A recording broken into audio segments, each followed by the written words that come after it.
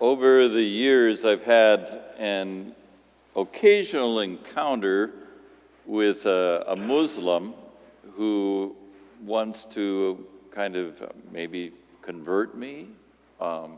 Maybe that would be a great conversion if you could get a priest to convert to Islam.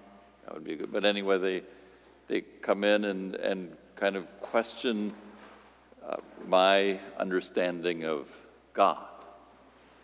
Because the Christian view of God is just so foreign to somebody who is a Muslim.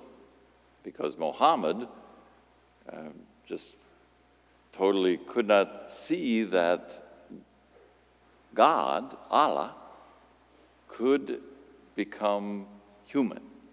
That was just impossible. And so when I've had these encounters over the years, they always just challenge me on that. How could that be? How is it possible that God, Allah, who makes the universe, becomes a human being? That's just crazy in their mind. I had one of them tell me, that's like you becoming an amoeba. Well, yeah, I suppose. Well, how could you become an amoeba? Well, I'm not God. So I'm stuck just being human. I can't become an amoeba to convert amoebas into believing in me or something. And then it's when I'm having those discussions with them that I wish I had paid more attention in that class on the Trinity when I was in the seminary. But the professor was so boring. It was hard to stay awake in the class. And I could not understand, because he'd be saying, in the early church there were big fights over this. Butchers and bakers were screaming at each other about how the Trinity was. And I'm trying to stay awake as he's explaining how important this is and how controversial it was. It took the church 300 years of inner fighting to figure out the creed that we'll say here in just a few minutes. And even after that, there were still lots of heresies that would pop up saying God is like this or God is like that. What I'd usually end up saying to the fellows over the years is that somehow this is what Jesus reveals. Do you think we would make it up? That this is what God is like in God? That we could come up with this? Rather, it's like Jesus revealing the secret life of God. And since none of us have been there to check it out, we are going to have to assume that what he's telling us is true. Why would he tell us this? Now, how it truly works in God's self, we don't know. And I know comedians mock us. I know George Carlin, when he grew up Catholic, and he always thought it was a cop-out when the priest would say, or the nun, well, it's a mystery. And that's part of his comedy routine, that's our cop-out. But it really is. It is a mystery. We know what God is not, but we don't know what God is in God's self except what Jesus told us. And what he tells us is absolutely amazing. So shocking that the whole Islamic world cannot accept it. No, that just can't be. How could that be? Well, it is incredible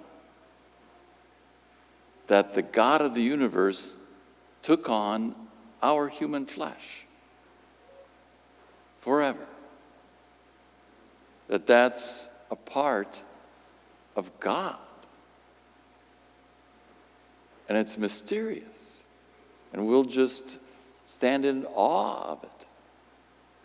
And maybe along the way we can at times appreciate what that does to us.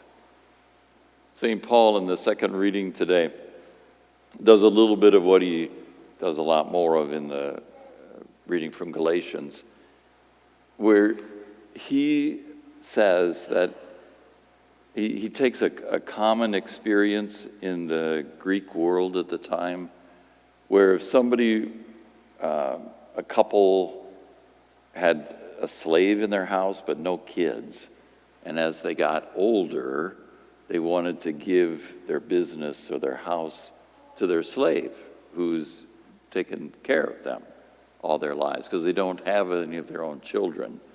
Then the couple will adopt the slave. So the slave becomes their child. And so what St. Paul says is, it's like that. It's like we were slaves, like we were servants, and then God says, I'm adopting you. You are now my child. And St. Paul talks about what a wonderful thing that is for a slave, to just suddenly have the freedom, now a child, no longer a slave, now receiving something, receiving the house. It's like that for you and me, no longer slaves, now children of God, now receiving something from God. So perhaps every once in a while, as we contemplate God, we'll understand that who God is important. Enough for Jesus to tell us, and enough that he wanted us to tell others, go, baptize in the name of the Father, Son, and Holy Spirit, and know who you are. Know what God has invited you into. Because the revelation of the Trinity is really a relation of love. Because God, in God's self, as Jesus tells us over and over and over, is love. And love gives itself away, creates a universe, and loves everything in that universe, and invites you to be his child. Love itself invites you. Yeah, it's a mystery. And it is incredible. But Jesus told us that secret, and he wants it revealed.